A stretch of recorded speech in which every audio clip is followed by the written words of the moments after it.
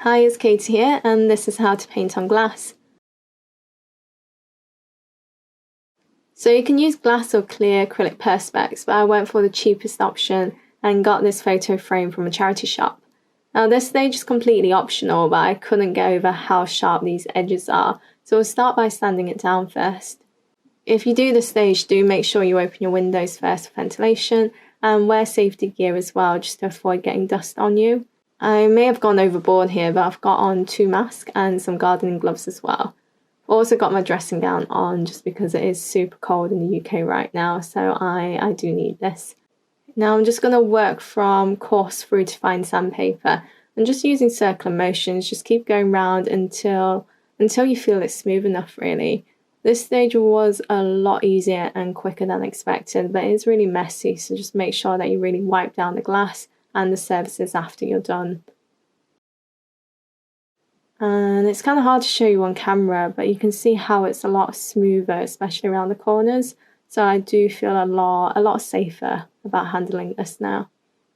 Okay, we'll move on to the drawing part now. So I sketched out the scene from Ponyo in advance, then scanned it in and reversed it, because you'll be seeing the flip side later when you're done.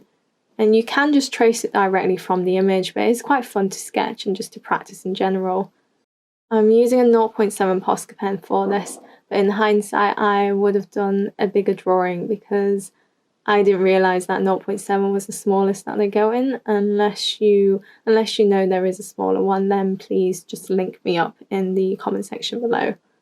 Now we'll just tape down the image and we'll begin.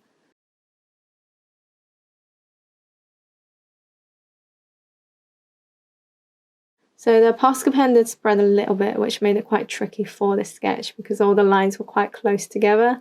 I did mess up the eyes here as well, but we can just correct that later.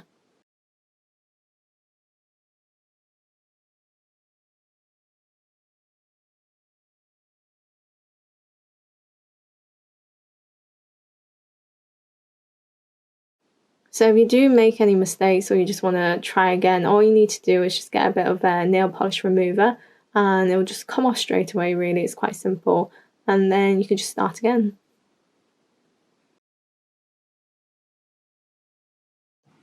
Moving on to painting now, I'm just using some student grade acrylic that I've had lying around for maybe like a decade, I think.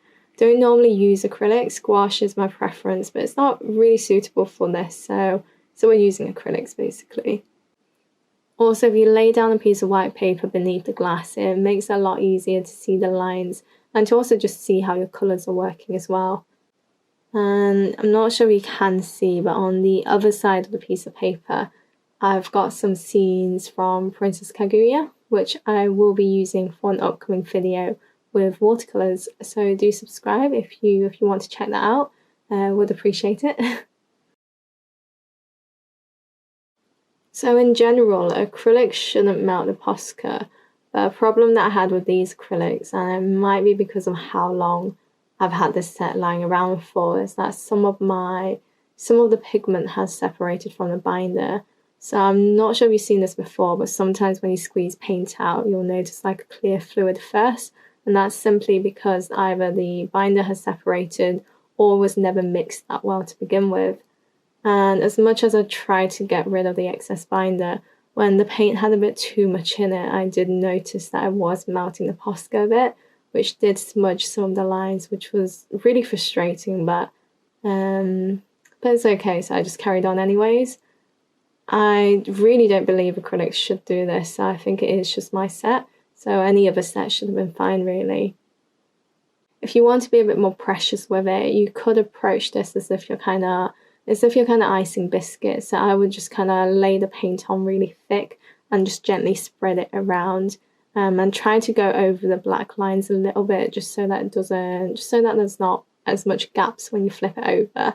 You can also just flip it over from time to time, just to check that there isn't any gaps, or just to check that the paint isn't too streaky after. But if you do 2 coats, I mean, it's very unlikely that you'll get streaks in it.